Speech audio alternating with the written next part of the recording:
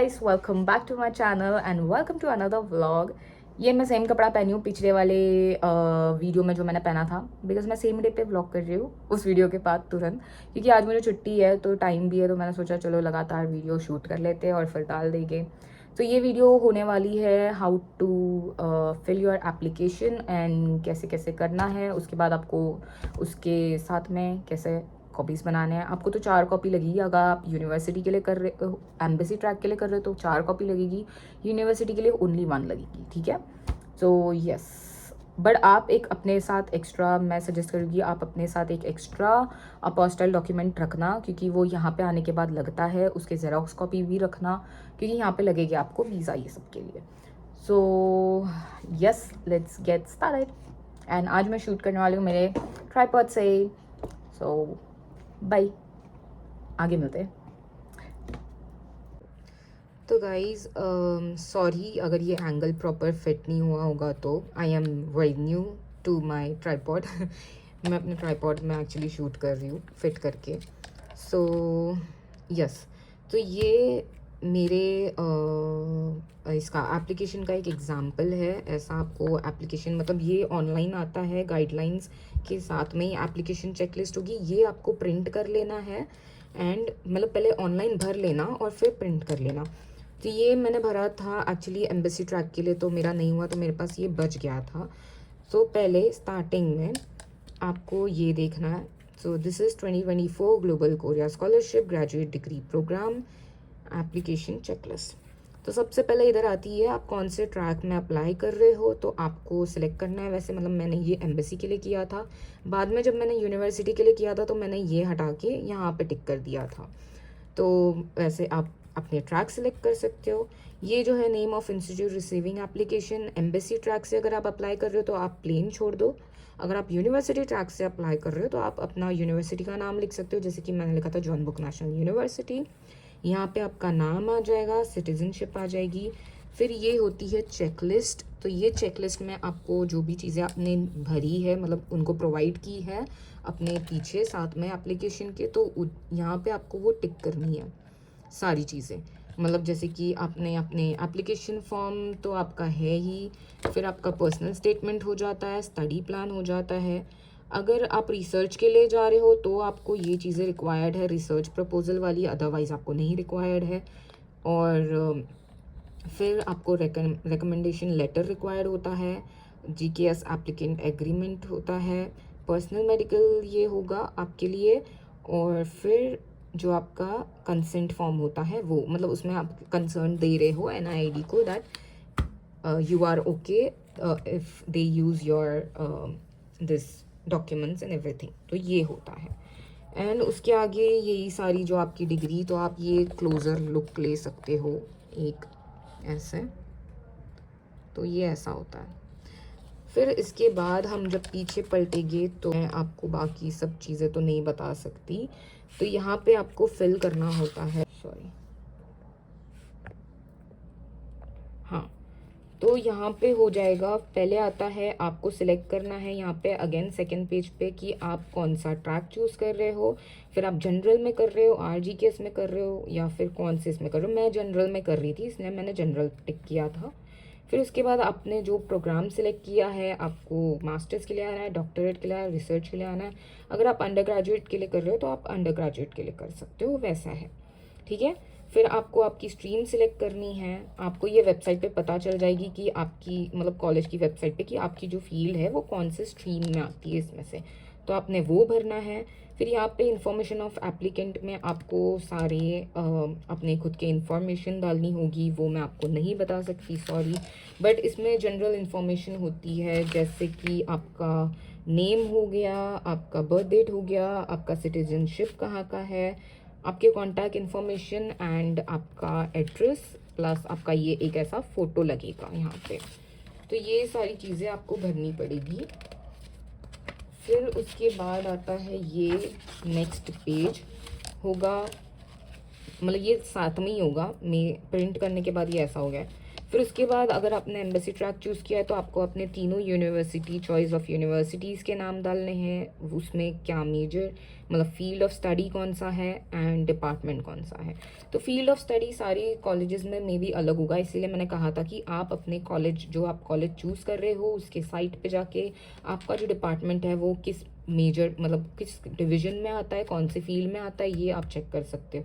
जैसे कि अभी मेरा सोशल साइंस हो जाता है, बट पूसान में ऐसा था कि वो ह्यूमैनिटीज़ स्लैश सोशल साइंस में आ रहा था, तो मैंने वो पूरा ही मेंशन किया था, तो वो आप देख सकते हो। एक ये चीज़ हो जाती है। एंड इसमें कंपलसरी आपको ये होता है कि आपको एक ए चूज़ करना है और एक बी तो पक्का चूज़ करना है। आप तीनों यूनिवर्सिटी ए नहीं चूज़ कर सकते हो, आपको बी यूनिवर्सिटी, बी टाइप में से भी यूनिवर्सिटी सिलेक्ट करनी ही पड़ेगी। तो ये एक चीज़ हो जाती है, ठीक है। फिर उसके बाद लैंग्वेज एबिलिटी, अगर आपके पास है प्रोफिशिएंसी टेस्ट इंग्लिश का या टॉपिक का तो आप कर सकते हो, वरना नहीं कर सकते। मेरे पास दोनों भी नहीं था तो मैंने इसीलिए दोनों भी नहीं किया था। फिर उसके बाद आगे आ जाता है आपका लेवल ऑफ एजुकेशन। तो मैंने अपनी जो स्कूलिंग की थी वो मैंने डाल दी थी। फिर मेरा जो एजुकेशन था, मतलब मैंने जो डिग्री, बैचलर डिग्री जहाँ से की थी, कौन से ईयर में की थी, वो सब मेंशन कर दिया है यहाँ पे। फिर आ जाता है आपका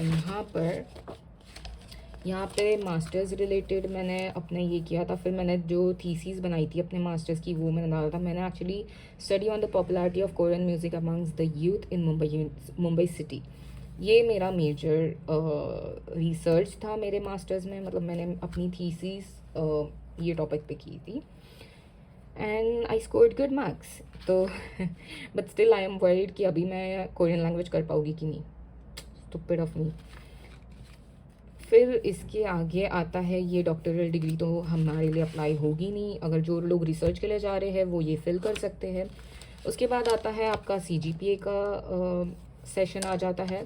तो इसमें आपको डालने हैं आपके 10 में से कितने आए थे। तो 10 में से मेरे 9.25 आए थे। फिर मैंने इसको कन्वर्ट किया स्कोलारों से तो मेरे 4.0 आए थे, तो वो आपको लिखना है। एंड स्केल जो उन्होंने दी होती है परसेंटाइल स्केल में से आपका कितना है वो आपको मेंशन करना पड़ेगा। तो ये हो जाता है। फिर उसके बाद ये जो नीचे होते हैं ना ये सेक्शन, तो इसमें भी आपको आपके सारे सेमेस्टर, फर्स्ट ईयर में दोनों सेमेस्टर में आपको कितने आए, सेकेंड ईयर में दोनों सेमेस्टर में कितने आए, ये आपको इसमें भरना पड़ेगा। ये हो गया।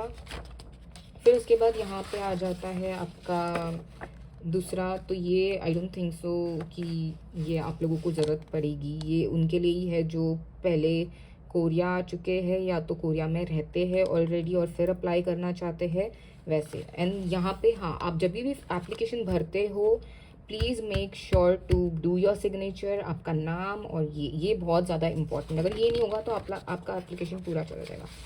फिर मेरा पर्सनल स्टेटमेंट आ गया यहाँ पे। पर्सनल स्टेटमेंट में ऐसे तो मैं रीड करवा दूँगी एक दिन, तो वो आप देख लेना। यहाँ पे पर्सनल स्टेटमेंट आ जाएगा। फिर उसके बाद ये स्टडी प्लान आ जाता है। स्टडी प्लान में आपको सब कुछ लिखना पड़ेगा। आपने लैंग्वेज स्टडी का क्या प्लान है आपका, before coming to Korea, after coming to Korea आप कोरियन कैसे सीखोगे, इंग्लिश के लिए भी। फिर आपका स्टडी प्लान, फ्यूचर प्लान, तो ऐसे सब चीज़ें रहती है। वो उसके लिए अगर आपको चाहिए तो मैं अलग से एक वीडियो बना दूँगी, मतलब मैंने मेरा SOP कैसे ये किया था, बहुत सिंपल मतलब इसमें किया था मैंने। फिर होता है फॉर्म 7 GKS एप्लीकेंट एग्रीमेंट। इसमें आपको सारी चीज़ों को टिक करना ही पड़ेगा, नो ऑप्शन, मतलब सब आप रीड कर लो, टिक कर लो, एंड आपका सिग्नेचर, नेम, ये सारी चीज़ें होती है। ये हो गया। फिर उसके बाद पर्सनल मेडिकल असेसमेंट आता है। उसमें ये लोगों ने कुछ क्वेश्चन पूछा है, जैसे कि अगर आपको ट्यूबरक्लोसिस है, कुछ पब्लिक हेल्थ है, एलर्जीज, हाइपरटेंशन, डायबिटीज़, हेपेटाइटिस, और या तो फिर suffer from or been treated for depression, anxiety, मतलब बेसिकली आपका नॉर्मल हेल्थ, ये सब कुछ के ऊपर होगा जो आप पर्सनली असेस कर सकते हो। फिर उसके बाद at the and again sine and ये सब चीज़ें होगी। उसके बाद आता है आपका form 9 which is concerned form, जिसमें ये लोग ये लिख के देते हैं कि हम आपकी ये सारी डॉक्यूमेंट्स जो है वो आपको यूज़ करेंगे और ये सब चीज़ें होगी। ये आप रीड कर सकते हो आराम से। आपकी जब आपको वो ये फॉर्म मिल जाएगा फिर आपको ये एग्री करके आपको अगेन आपका साइन देना है, नाम लिखना है। तो यस, मतलब जो ये एप्लीकेशन चेकलिस्ट के लिए यही होता है। इसके पीछे आप अपने बाकी सारे डॉक्यूमेंट्स लगा सकते हो। ये आपका सबसे ऊपर होगा, मतलब ये आपको सबसे ऊपर रखना है, एंड ये इधर होगा, एंड इसके नीचे फिर आपको अपने अपोस्टाइल डॉक्यूमेंट्स रखने हैं जो कि हो जाएंगे। जैसे कि मेरा जो सेट था मैं आपको बताती हूँ, ऐसा वाला सेट था, तो ये आपको इसके पीछे रखना पड़ेगा। ये अपोस्टाइल वाला सेट हो जाता है, मतलब ये होगा आपका अपोस्टाइल का सारा सेट होगा। इसमें आपका सब हो जाएगा, मतलब जो प्रूफ है सिटीजनशिप, एंड आपके जो डिग्रीज़ है, ट्रांसक्रिप्ट्स है, कन्वर्जन वाले पेपर्स है, वो सारे हो जाएंगे। फिर आपको एक और सेट बनाना है जो कि लास्ट एंड थर्ड सेट होगा, जो आपका एक्स्ट्रा करिकुलम वाला होगा, जिसमें आपके जो भी आपने एक्टिविटीज़ की है थ्रू आउट आपके स्टडीज़, वो आप रख सकते हो। तो वैसे आप ऐसे पिनअप करके वो तीनों ऐसे एक सेट बन जाएंगे, और फिर आपको ये पूरे सेट करने हैं सबमिट, ऐसा। सो यस, सो गाइज़ आपको अभी पता चल ही गया होगा, मतलब जैसे मैंने बताया, ये मेरा ट्राइपॉड, थैंक यू ब्राइन इसके लिए। सो यस, मैं बोल रही थी जैसे कि, तो फिर आप ये सबसे फर्स्ट मतलब ये आपका एप्लीकेशन वाला कर सकते हो, इसको आप पिनअप कर लो अच्छे से सेट करके। फिर उसके बाद आपके सब डॉक्यूमेंट्स, ये होता है बेसिकली अपोस्टाइल, ऐसा दिखता है। तो ये वाले सेट आप अलग से रख दो, ये पूरे सेट, एंड देन आपको ये और एक चीज़ आपको ऐसे ये लेबल करना पड़ेगा। जैसे कि मैंने ये लेबल किया है, इसमें मैंने लिखा है कि जैसे कि उन्होंने लिखा होगा 10, मतलब जो आपके इस पे ये यहाँ पे लिखा होगा, जैसे कि ये 10 पे आता है, applicants parents proof of citizenship and family relationship documents. तो आपको यहाँ पे भी वैसे ही लिखना है कि 10 applicants parents proof of citizenship and family relationship documents, apostille, consular confirmed and birth certificate. तो ये मेरा बर्थ सर्टिफिकेट। तो वैसे आपको सारे जो भी आपके होंगे उसको आपको लेबल करना पड़ेगा ऊपर कि ये कौन से डॉक्यूमेंट है, एंड ये अपोस्टाइल्ड है, ये आपको मेंशन करना पड़ेगा इस पे। ओके, सो ये हो जाता है आपका डॉक्यूमेंट एंड सारी चीज़ें। तो आप इसको अगर आप एम्बेसी के लिए कर रहे हो, तो मुझे तो डॉक्यूमेंट जब एनवलप में डालना था ना, वो भी मुझे पता नहीं था कि मैं कैसे सबमिट करूँ। तो मैंने क्या किया था, पहले तो हमको 4 सेट करने पड़ते हैं। एक होता है जो हमारा ओरिजिनल होगा, एंड बाकी सारे होते हैं फ़ोटो कॉपीज़। तो फ़ोटो कॉपीज़ तो आप एक एक करके एक एक एनवलप में करते जाओ, और एक बड़ा सा एनवलप लेना जिसमें आप सारे अपने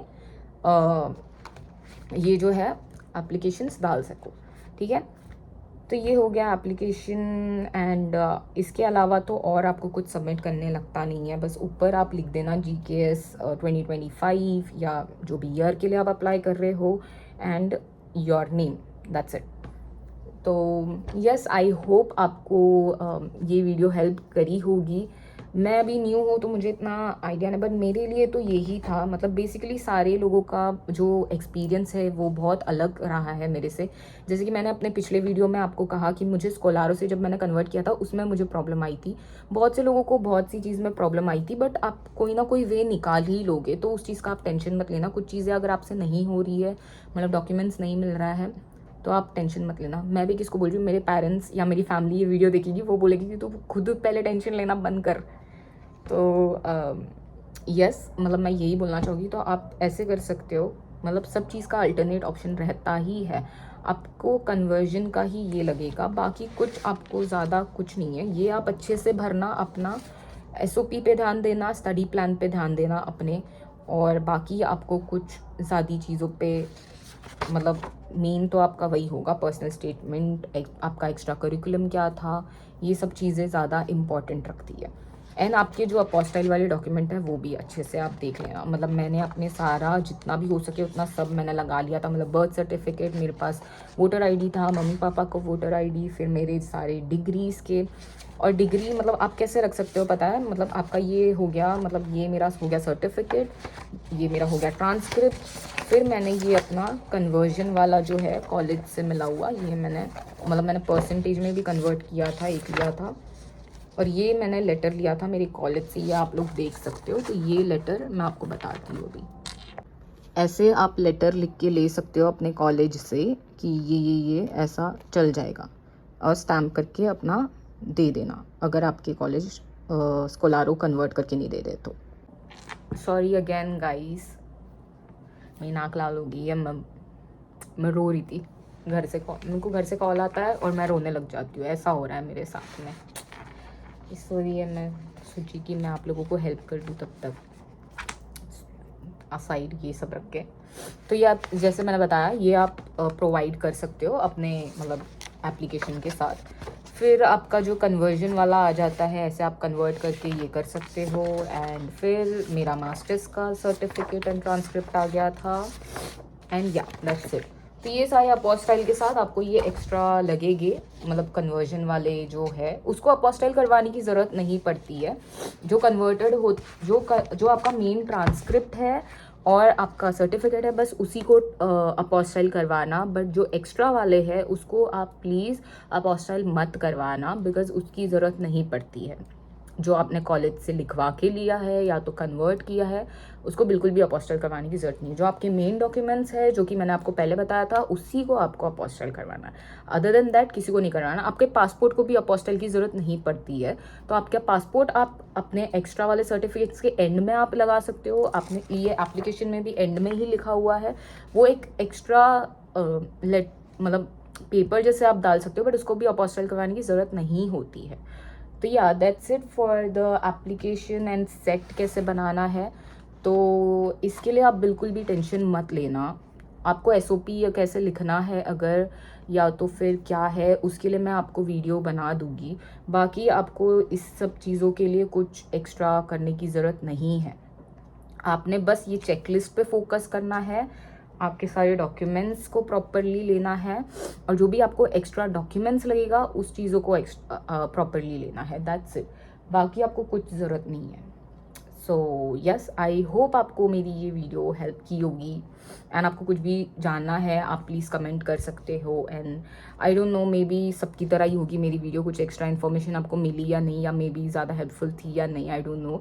बट या मेरा जो एक्सपीरियंस था वो मैंने आपको शेयर कर दिया। मैं बहुत फटफट बोलती हूँ, आई नो, मुझे बहुत लोगों ने बोला है, बट आई होप आपको हेल्प की होगी वो चीज़ें।